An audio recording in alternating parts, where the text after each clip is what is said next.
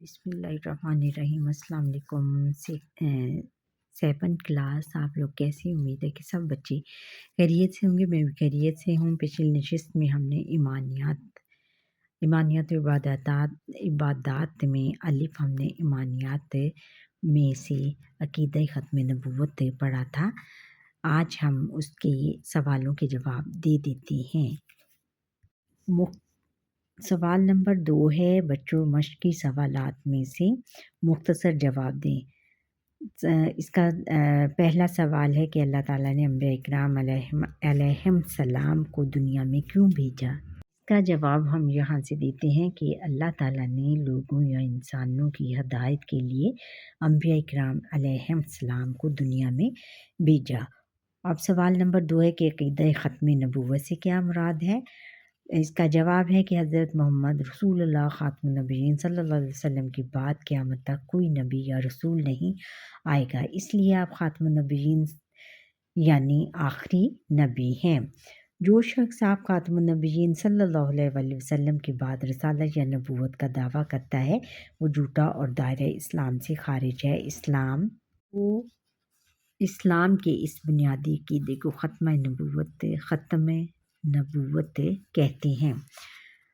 اب سوال نمبر 3 ہے کہ عقیدہ ختم نبوت کے بارے میں ایک آیت کا ترجمہ لکھیں۔ جواب ہے کہ سورہ احزاب میں اللہ تعالیٰ کا ارشاد ہے، ترجمہ نہیں ہے محمد رسول اللہ صلی اللہ علیہ وسلم تمہارے مردوں میں سے کسی کے باپ، لیکن وہ اللہ کے رسول اور خاتم النبیین ہیں، اور اللہ ہر چیز کو خوب جاننے والا ہے۔ یہاں بچوں انورٹڈ کاماز آئے گا، کلوز۔ بچوں سوال نمبر 4 ہے کہ عقیدہ ختم نبوت کے بارے میں ایک حدیث کا ترجمہ لکھیں۔ جواب ہے کہ ترجمہ میری بعد کوئی نبی نہیں آئے گا۔ حضور نبی اکرم خاتم النبیین صلی اللہ علیہ وسلم نے فرمایا کہ میری بعد کوئی نبی نہیں آئے گا، یعنی انہوں نے اس بات کی تصدیق کی ہے کہ میں ہی آخری نبی ہوں اور میری بعد کوئی نبی نہیں آئے گا۔ نیکسٹ بچوں سوال نمبر 5 ہے کہ عقیدہ ختم نبوت کا اولین تقاضا کیا ہے؟ جواب ہے کہ عقیدہ ختم نبوت کا اولین تقاضا یہ ہے کہ اس کا ہر طرح سے دفاع کیا جائے۔ اس کے عملی اظہار کے لیے آپ خاتم النبیین صلی اللہ علیہ وسلم کے لائے ہوئے دین پر عمل کریں اور اس دین کو دوسروں تک پہنچانے کی ہر ممکن کوشش کریں۔ اگر کوئی شخص حضور خاتم النبیین صلی اللہ علیہ وسلم کو آخری نبی مانے لیکن آپ خاتم النبیین صلی اللہ علیہ وسلم کے دین کو آگے پہنچانے کی کوشش نہ کرے تو گویا وہ عقیدہ ختم نبوت کے تقاضے پر عمل نہیں کر رہا ہے۔ یعنی اگر ہم عقیدہ ختم نبوت پر ایمان لاتے ہیں اور اس کو آگے نہیں پہنچاتے اور اس کی تبلیغ و اشاعت نہیں کرتے تو ہم تمام لوگ وہ پھر دائرہ اسلام سے پھر ان کا پکا جو ہے وہ عقیدہ ختم نبوت پر جو ہے ان کا پکا ایمان نہیں ہوگا، گویا کہ وہ عقیدہ ختم نبوت کے تقاضے پر عمل نہیں کر رہا۔ آگے سوال نمبر 3 ہے کہ تفصیلی جواب دیجیے، قرآن و سنت کی روشنی میں عقیدہ ختم نبوت بیان کریں۔ بیٹا اس کا جواب یہاں سے یہ لانگ کویشچن نمبر 1 جو ہے اس کا جواب یہاں سے لے کر یہاں سے سٹارٹ ہوتا ہے کہ اللہ تعالیٰ نے انسانوں کی ہدایت کے لیے انبیاء اکرام علیہم السلام کو دنیا میں بھیجا۔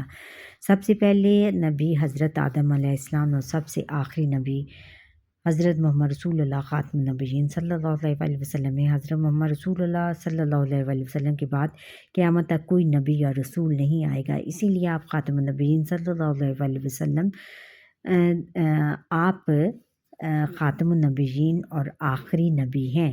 جو شخص آپ خاتم النبیین صلی اللہ علیہ وسلم کے بعد رسالت یا نبوت کا دعویٰ کرتا ہے وہ جھوٹا اور دائرہ اسلام سے خارج ہے۔ اسلام کے اس بنیادی عقیدے کو عقیدہ ختم نبوت پھر آگے ہے کہ عقیدہ ختم نبوت سے قرآن مجید میں مذکورہ بہت سی آیات سے ثابت ہے۔ سورۃ الاحزاب میں اللہ تعالیٰ فرماتا ہے، ترجمہ نہیں ہے محمد رسول اللہ خاتم النبیین صلی اللہ علیہ وسلم تمہارے مردوں میں سے کسی کے باپ، لیکن وہ اللہ کے رسول اور خاتم النبیین ہیں، اور اللہ ہر چیز کو خوب جاننے والا ہے۔ حضور نبی اکرم خاتم النبیین صلی اللہ علیہ وسلم کا فرمان ہے کہ میرے بعد کوئی نبی نہیں آئے گا، یعنی میں آخری نبی ہوں۔ پھر حضرت محمد رسول اللہ خاتم النبیین صلی اللہ علیہ وسلم نے فرمایا، میری اور مجھ سے پہلے انبیاء کی مثال ایسی ہے جیسے ایک شخص نے ایک گھر بنایا اور اس میں ہر طرح کی خوبصورتی کا سامان کیا، لیکن ایک کونے میں ایک اینٹ کی جگہ چھوٹ گئی۔ اب لوگ آتے ہیں اور مکان کو چاروں طرف سے گھوم کر دیکھتے ہیں اور تعجب میں پڑ جاتے ہیں، لیکن یہ بھی کہتے جاتے ہیں کہ یہاں پر ایک اینٹ کیوں نہ رکھی گئی، تو میں ہی وہ اینٹ ہوں اور میں خاتم النبیین ہوں۔ یہ اس کا تفصیلی سوال نمبر 1 جو ہے یہ یہاں تک ہے۔ اب سوال نمبر 2 ہے تفصیلی سوالوں میں سے کہ حضرت ابوبکر صدیق رضی اللہ تعالیٰ عنہ نے عقیدہ ختم نبوت کا کیسے تحفظ کیا، تفصیلاً بیان کر۔ اچھا، اس کا جواب بچوں یہاں سے شروع ہوتا ہے کہ عقیدہ ختم نبوت اور حضرت ابوبکر صدیق رضی اللہ تعالیٰ عنہ عقیدہ ختم نبوت کے تحفظ کے لیے حضرت ابوبکر صدیق رضی اللہ تعالیٰ عنہ نے ہر قسم کی مصلحت کو بالائے طاق رکھتے ہوئے نبوت کا جھوٹا دعویٰ کرنے والوں کے خلاف جہاد کیا، یعنی جنگ کی۔ عقیدہ ختم نبوت کے تحفظ کے لیے جو سب سے پہلے جنگ لڑی گئی اسے جنگ یمامہ کہتے ہیں۔ یہ جنگ مسلمہ کذاب کے خلاف لڑی گئی۔ اسلام کے تحفظ دفاع کے لیے جتنی جنگیں لڑی گئیں ان میں شہید ہونے والے صحابہ کرام رضی اللہ تعالیٰ عنہم کی کل تعداد 259 ہے، اور عقیدہ ختم نبوت کے تحفظ و دفاع کے لیے اسلام کی تاریخ میں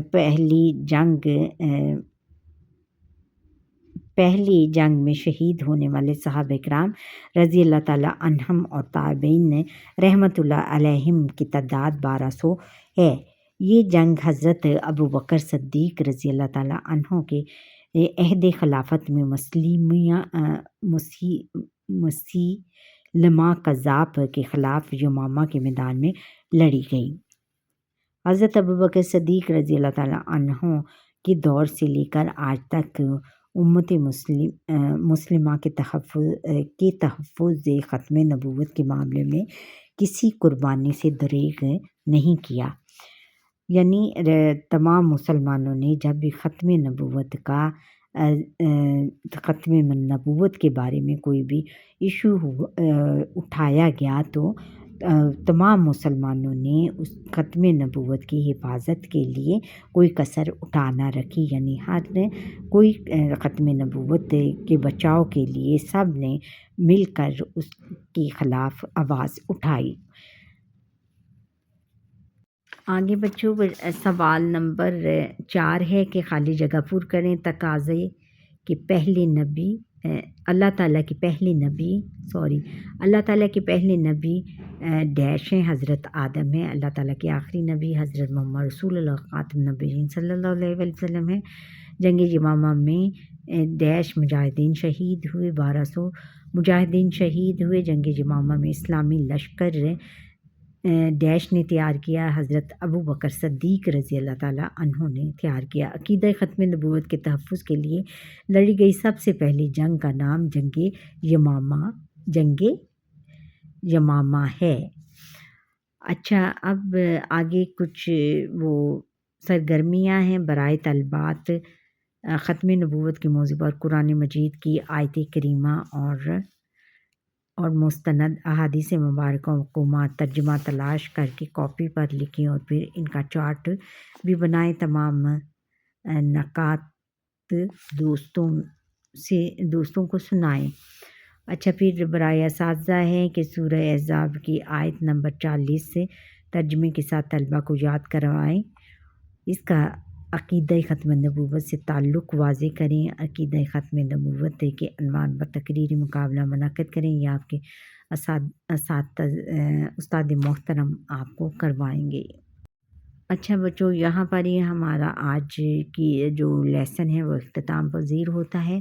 آپ کو جو یہ میرا لیسن کیسا لگا، اگر اچھا لگا ہے تو کمنٹ کر کے ضرور بتائیے گا، اور سبسکرائب کریں، لائک کریں، شیئر کریں اور بیل آئیکن پر کلک کریں تاکہ ہر آنے والا لیسن میرا ہر آنے والا لیسن آپ تک پہنچ سکے۔ اللہ حافظ۔